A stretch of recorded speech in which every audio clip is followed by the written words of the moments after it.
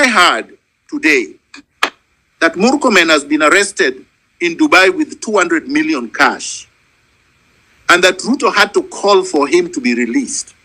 Murkomen is my friend, but what the hell is somebody doing with 200 million cash? Where did he get it from?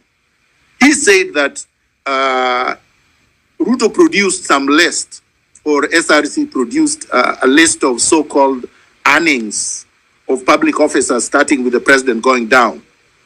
And you could tell from that list that the salaries that are announced, even the so-called increments that are purportedly recommended, would never give anybody 200 million cash.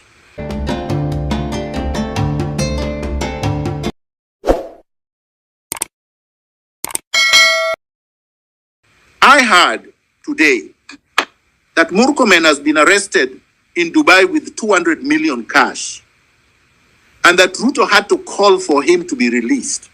Murkomen is my friend, but what the hell is somebody doing with 200 million cash? Where did he get it from? He said that Ruto produced some list, or SRC produced a list of so-called earnings of public officers, starting with the president going down.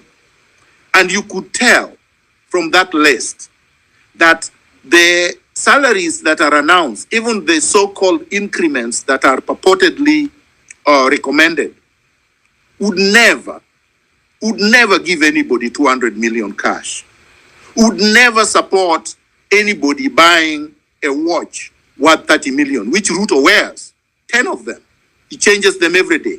Remember, in Latin America, a president was arrested just recently for her gold watches. I hear you have a president who is borrowing trillions and taking jet of 200 million and wearing watches worth 30 million and shoes worth 2 million each.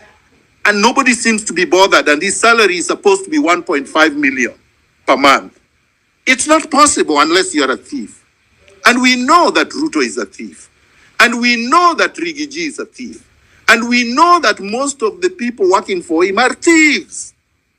Let's call it what it is. These people are looters. Why are we allowing looters to continue looting when majority of our children are unemployed, cannot get anywhere to work? Why shouldn't these kids and the people who are unemployed say, look, we want our country back so that we can also make a contribution to national development? You're not going to do that if you're not working. And what are you going to do when you say you're going to re-strategize? You're going to sit at home? What are you going to do? What are you going to eat as you quote-unquote re-strategize? And really, what is there to re-strategize? The formula was working and is working. The protest brought some concession, but not a complete one, because Ruto simply played games with the people. He pretended that he's not signing the bill into law, but it will automatically become law in 21 days. So what is it that people want? We did not bring, the people of Kenya did not bring the goons on the street. The people of Kenya did not hire the goons to harass them. We know the people who hired them. Why didn't the police arrest the goons? How come they have not been summoned, but individuals using Ruto must go on their ex posts are being summoned? We must call it as it is. It's because Kenya is being ruled by organized mafia, organized criminals. They know they are organized criminals. They don't make no fuss about it.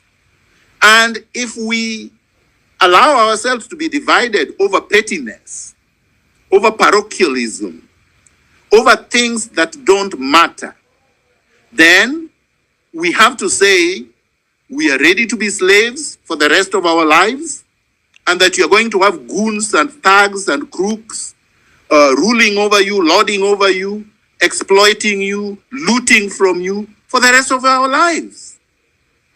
If you are ready to say that, then you should not be complaining. Don't complain about corruption. Don't complain about police brutality. Don't complain about abductions. Don't complain about overtaxation. This fight is not about overtaxation. Overtaxation was a trigger. This fight is about the culture of impunity, the runaway plunder, and the excesses that we have already spoken about. And these problems started in 1963. They are not new. We have had them generation after generation. And it is false to acclaim that only Gen Zs have been fighting. No. People have died for this country. As I said last week, Pio Pinto was the first known public figure that was assassinated in 1964. His family have not received justice. James Kariuki's family have not received justice. Kungu Karumba's family have not received justice. The families of Arwen Skovek have not received justice. Dr. Robert Uko's family have not received justice. Dr. Odhiambombai's family have not received justice.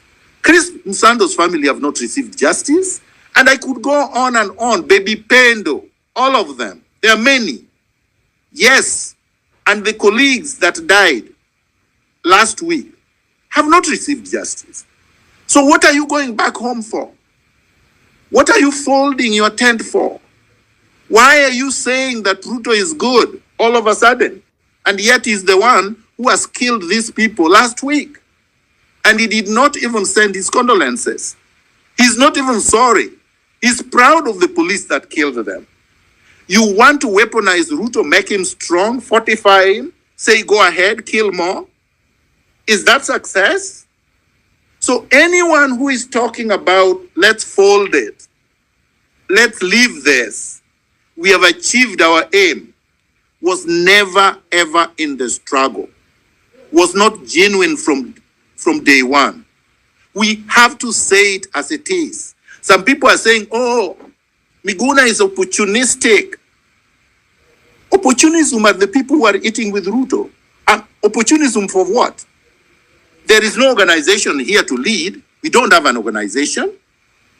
There is no government to be opportunistic about. We don't have elections. So what is it that we are opportunistic about? We are not opportunistic, because those who are opportunistic are cutting deals with the NIS and with Ruto and are getting paid and are folding and going and have started confusing the people. Let these people not confuse us. Let them not bring division. Let them not bring distractions. Let's be focused like laser beams. I suggest that we occupy parliament. Other people can suggest other things.